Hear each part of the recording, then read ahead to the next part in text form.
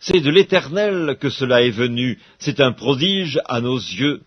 C'est ici la journée que l'Éternel a faite, qu'elle soit pour nous un sujet d'allégresse et de joie.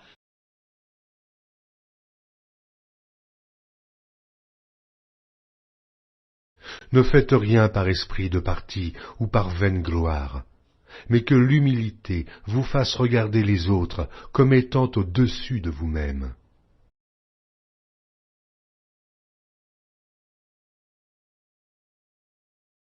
Du reste, mon fils, tire instruction de ces choses, on ne finirait pas, si l'on voulait faire un grand nombre de livres, et beaucoup d'études est une fatigue pour le corps.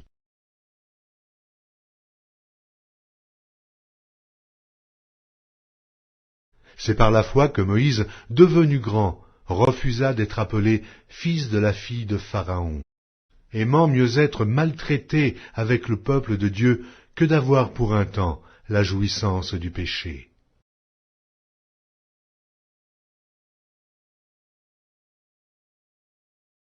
La charité est patiente, elle est pleine de bonté. La charité n'est point envieuse, la charité ne se vante point. Elle ne s'enfle point d'orgueil. Elle ne fait rien de malhonnête. Elle ne cherche point son intérêt. Elle ne s'irrite point. Elle ne soupçonne point le mal. Elle ne se réjouit point de l'injustice. Mais elle se réjouit de la vérité.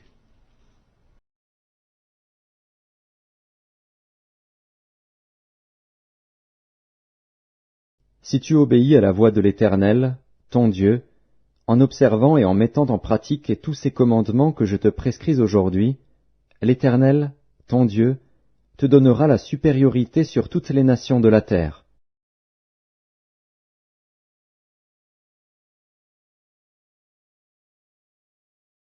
Avant toute chose, mes frères, ne jurez ni par le ciel, ni par la terre, ni par aucun autre serment, mais que votre oui soit oui, et que votre non soit non, afin que vous ne tombiez pas sous le jugement.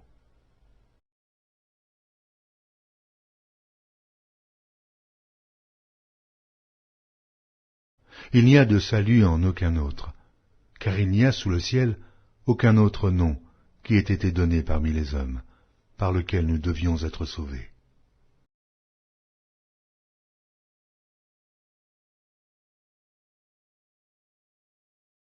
Méprisé et abandonné des hommes, homme de douleur et habitué à la souffrance, semblable à celui dont on détourne le visage, nous l'avons dédaigné, nous n'avons fait de lui aucun cas.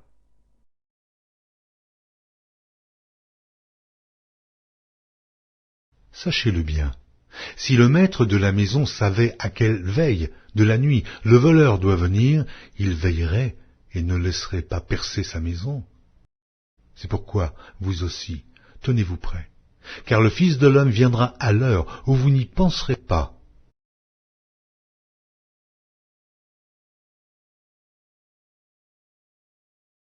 C'est pourquoi, recevant un royaume inébranlable, montrons notre reconnaissance en rendant à Dieu un culte qui lui soit agréable, avec piété et avec crainte, car notre Dieu est aussi un feu dévorant.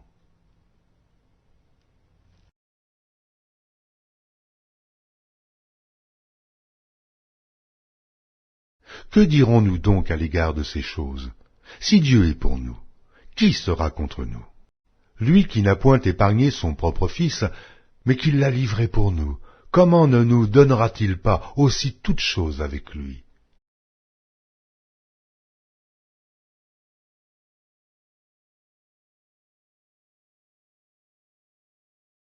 Venez contempler les œuvres de l'Éternel, les ravages qu'il a opérés sur la terre. C'est lui qui a fait cesser les combats jusqu'au bout de la terre. Il a brisé l'arc et il a rompu la lance, il a consumé par le feu les chars de guerre.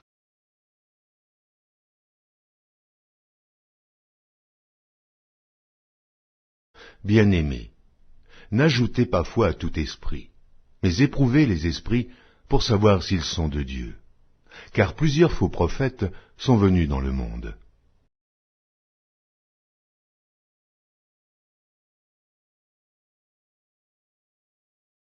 Maintenant, que la crainte de l'Éternel soit sur vous. Veillez sur vos actes, car il n'y a chez l'Éternel, notre Dieu, ni iniquité, ni égard pour l'apparence des personnes, ni acceptation de présent.